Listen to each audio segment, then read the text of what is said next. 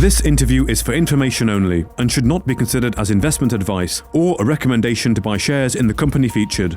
Welcome to this Stock Box interview.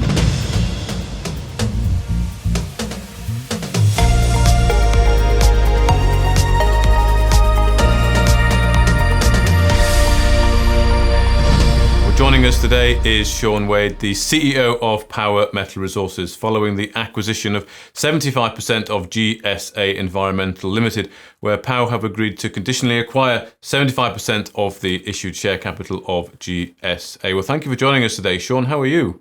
Very well, Mark. Thank you very much for having me. Very nice. Well, it's good. It's good to be talking. I mean, this one's a bit of a surprise, I think. It's come very left field, which is nice. It's always nice to get different things going on. But I wonder if you can give perhaps some background in the lead up to this being, you'd be able to formally announce it today, because presumably it's been in the works for a little while. It has, that's right. And it's a very exciting announcement for us, and we're really glad to have the opportunity to talk through it. So essentially, this has come to us through our Saudi Arabian network. And as everybody knows, we're pushing ahead very strongly with opportunities in Saudi Arabia and Oman on the so-called Arabian Shield. And through the network of contacts we've made, this opportunity has come to us. It's an extremely exciting business. Now, yes, of course, people are going to look at it and say, this is different to what we've been doing historically. We're an incubator of early stage exploration opportunities, and that's what we've been doing. But I think fundamentally, it's also important to understand that those exploration opportunities that we talk about are also in the context of the search for critical metals essential for the global energy transition. And that is absolutely what GSA is all about. They specialize in the extraction of strategic metal from secondary sources, which include power station ash, refinery waste, titanium dioxide waste, and spent catalysts, and all sorts of waste residues that are metal rich and contain critical metals. So it's very much kind of on brand in that sense, if you like. But look, one of the things I'm really keen to get across to our shareholders is that, as everybody knows, the life cycle of junior resource exploration is very capital intensive, and you need to in order to have a successful business model, you need to be supported on an ongoing basis by equity capital markets. And we all know that that's been very difficult over the last couple of years. And although I think there are positive signs that the conditions are improving, nonetheless, we're by no means in the sort of sunlit uplands, if you like, and a lot of share prices remain under pressure and so on.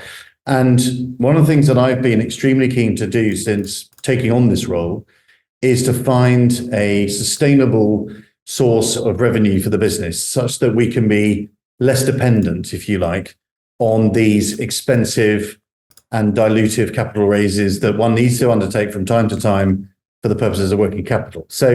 And that's what GSA will give to us. So the very exciting business model that they've got in terms of the strategic metal waste extraction is something that is extremely popular, not just in Saudi Arabia, but globally. And we're very confident that as we said in the statement, that we can take this very innovative business really up the scale in terms of its profit opportunity. And then for Power Metal shareholders, they will enjoy what we hope will be a strong and sustainable revenue stream, which will allow us to fund our activities without constant, hopefully, recourse to the markets. Now, having said that, we have recently brought in some strategic investors who most recently paid a premium to the share price. And that's not to say that that won't ever happen again. I mean, I'm not committing to say we're now no longer raising any money. That would not be sensible. And we do have interest from potential strategic investors, and if those conversations come to fruition, we'll see where they take us. But it's this kind of dilutive, warrant heavy, sort of working capital type raises is what we're trying to slightly move away from, and that's what we're hoping that GSA will help us to do. So that's one point that's very important. Secondly, in terms of the Saudi Arabian opportunity, what this does for us in the region is very significantly enhance our profile and if you like, our status as an operator. It's very important, that we, in order to get the kind of opportunities that we think we can get, is to be taken seriously and to be seen as a worthwhile partner. And this will get us, and already is getting us, some serious conversations, with very high level potential partners, and obviously development opportunities for GSA. And I should say that we're flying out there.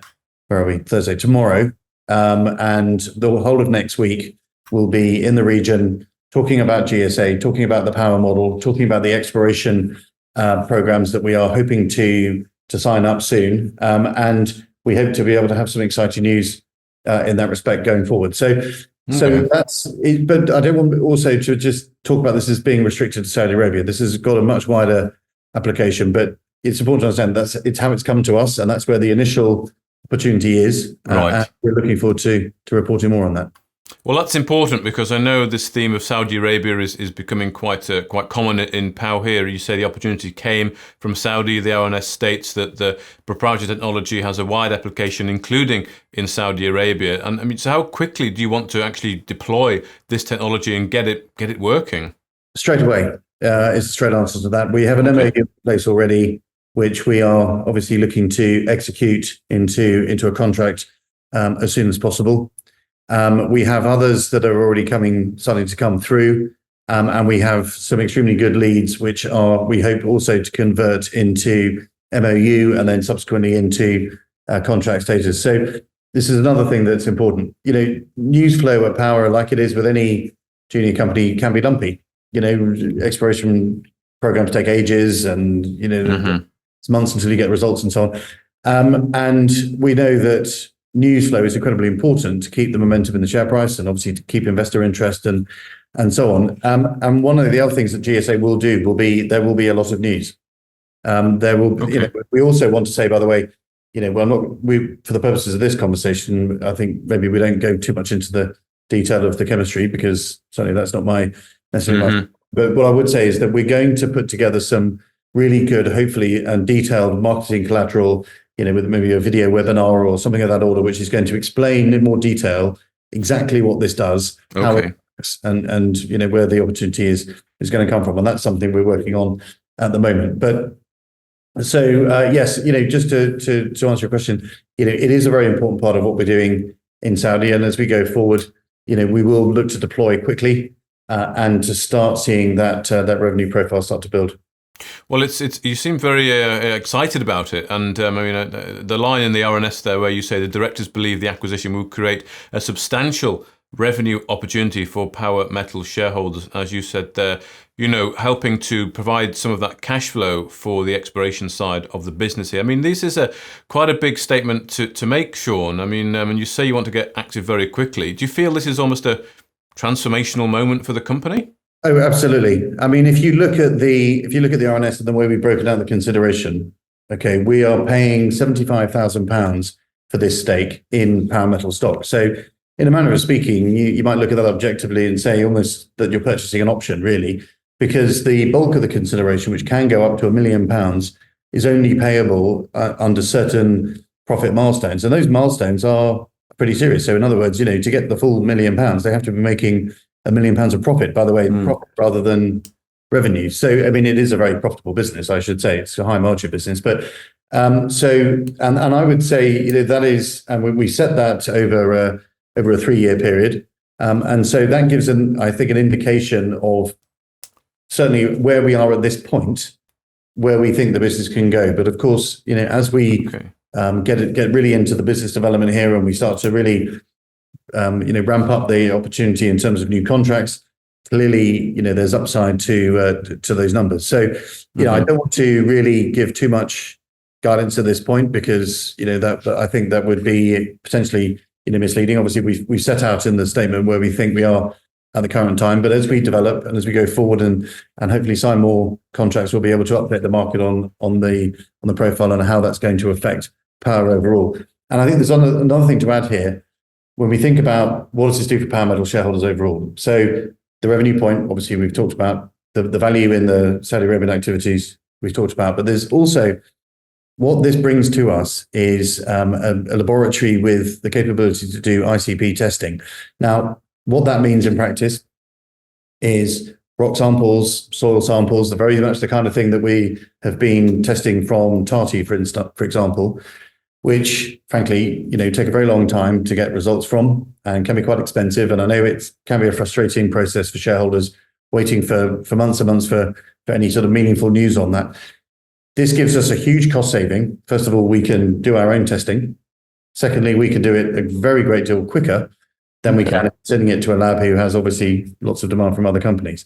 Now, first, so you've got a time saving and you've got a cost saving. Now, it's important to understand that these would be unaccredited. I mean, you obviously you can't mark your own homework, as it were, and put these out as assay results naturally. But if you want to get to a stage where you can say, look, indications are grades of X or anomalies of Y or whatever, then we were able to do that work ourselves, and that will save us money and it will save us a lot of time, which means that we can produce news much more quickly from the start of programs. We're talking about doing some work in Canada next year, obviously on the uranium. There's more work to do, at Tati and obviously Malopo is ongoing. So having that capability is very important, and that's something that also I'm quite keen to get across to people. So it does a lot for us. It does a lot as a standalone. Yeah. It does a lot for the revenue profile, or creates a revenue profile, and obviously it will save time and money elsewhere in the business. Yeah, so it's a multifaceted opportunity there. Well, thank you very much, Sean. I do want to get into a bit more of the detail there, but as you said, we want to wait until we can perhaps talk about that in a more appropriate stage. So for now, let's leave it there. That's a good introduction to the opportunity. It's good to see your enthusiasm. And as you said, you want to get operating immediately. You're heading out to Saudi very soon. So I hope indeed to see some news on this and we can press more into the numbers. But for now, thank you very much for your time. Thanks very much, Mark. If you enjoyed this interview, then give us a thumbs up, a like or a retweet.